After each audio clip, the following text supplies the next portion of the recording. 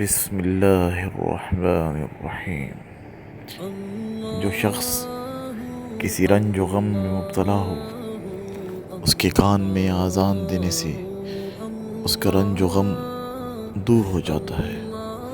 سیدنا علی کرم اللہ وجہ فرماتے ہیں کہ میں ایک بار کسی وجہ سے اداس اور غمگین بیٹھا تھا کہ جناب رسول اللہ صلی اللہ علیہ وسلم نے مجھے غمگین دیکھ کر فرمایا، اے ابن ابی طالب، میں تمہیں غمگین دیکھ رہا ہوں۔ میں نے کہا، جی ہاں یا رسول اللہ۔